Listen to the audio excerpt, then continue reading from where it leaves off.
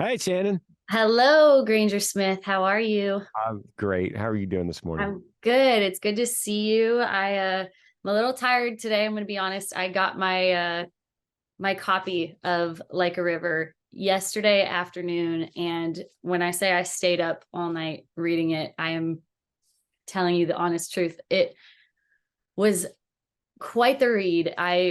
I'm glad I didn't have any context going into it before I read it, because I feel like I just went into it with a complete open mind. I had no idea what it was going to be about from start to finish. But if you could tell someone who has not read this yet and who is about to pick it up and open up the book, what Mm. what can they expect when they start turning these pages? What's interesting is that I'm more interested in hearing your perspective on that because I think it's so interesting to walk into this book. Imagine me, right? Imagine me. I lived it, wrote it over a year ago, been planning it for probably 2 years, editing it, going through the whole process. Now, this week, it came out yesterday. So now promoting it. And it's hard for me to step out of context and say, I wonder what it's like to walk into this book knowing nothing. And in fact, hopefully, most people that read this book, if it's going to be at any level successful, most people will have no context. They'll hear from a friend or they'll pick it up off the shelf, and they won't know me as a country singer at all. They'll just walk in and open it up to page one and start reading. So if you don't mind, what was it for you? If out of context, what happened to you on the first chapter? It was difficult for me. I have a son named Lincoln, and it was I've never read a book that has been so hard to read, but also helpful at the same time. Just to really, as a parent, it's the most difficult journey that you go on in your entire life, because you don't truly know a love until you have a child. So reading this from you, and I think it actually gave me a different perspective, because I do know you as country artist Granger, and I've had the opportunity to chat with you in so many different settings. It it was breathtaking to get through that first chapter and feel just a smidge of what you went through, and then to just see the growth through this whole book of how you got to where you are now, to putting this book out. I truly don't know how you did it. And I have so much respect, and I'm shaking as I'm saying this to you, because there were so many parts of it where I read and I was like, I don't know how you get through. I don't know how you get past that. And the parenting guilt that you talk about, I felt the crippling anxiety of it as I read your words, because you explained it so incredibly that I felt like I was on the bus with you. I felt like I was by that big tree with you in Mm. therapy.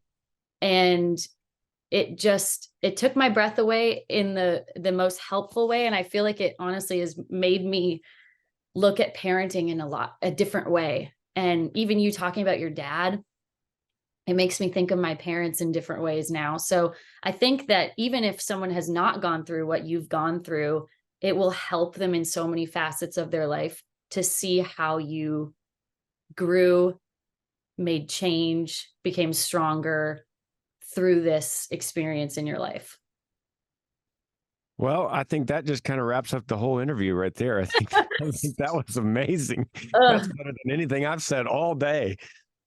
So thank you, because when I wrote the book, if I could ever have had a hope of in any word or any chapter or any paragraph or any sentence I wrote, if I could ever had a hope, it was so that I could get a reaction like that, like you just gave me. Ugh. So I'm God gonna try, bless you. Thank ugh, you so much.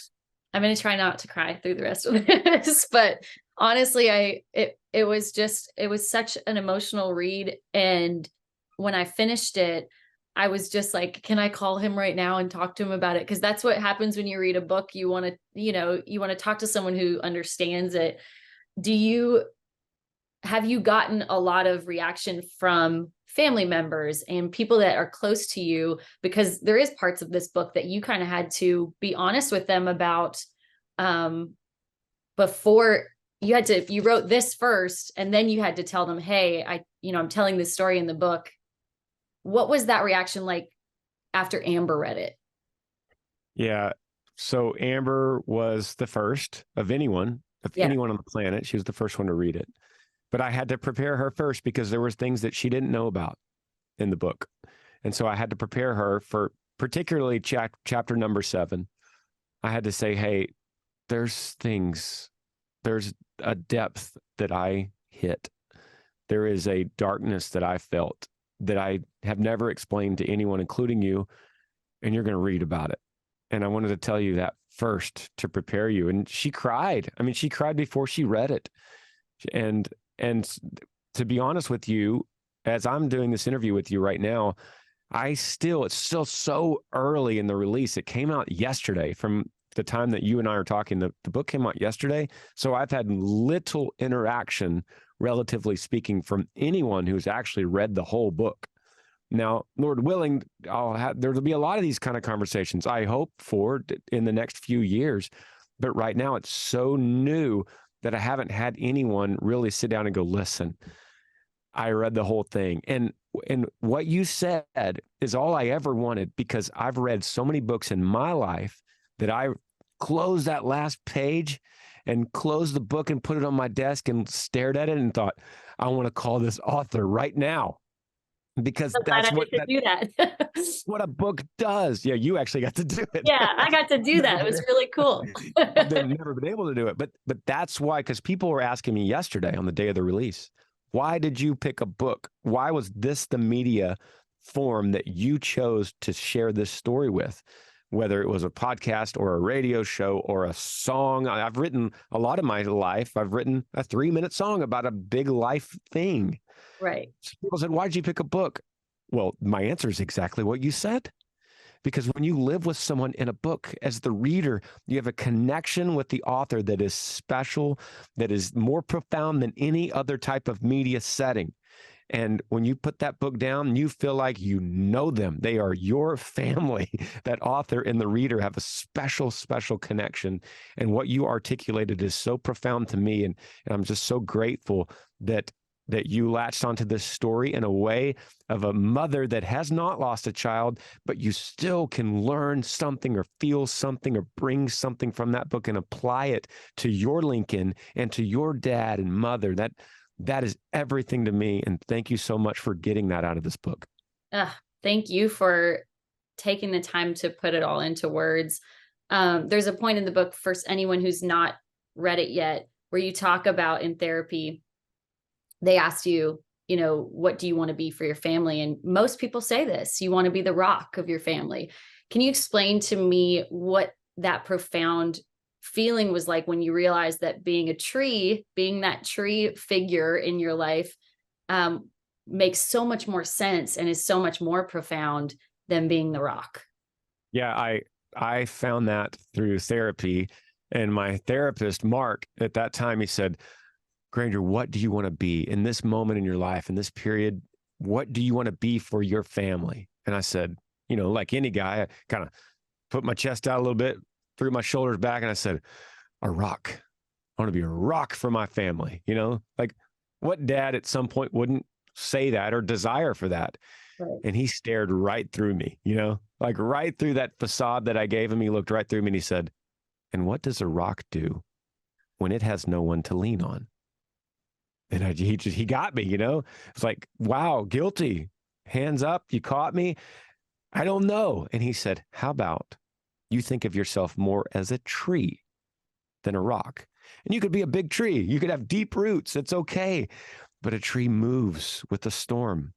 It loses a branch now and then. It rocks back and forth, but it still stands. And I thought, yes, I'm a tree. Let me be a tree. And I read a whole thing about that in the book, but that was a big breaking point for me. And that was probably one of my favorite parts that I really latched onto and I read through again. I feel like I want to talk to you for like 30 minutes about this, but I only have a minute more.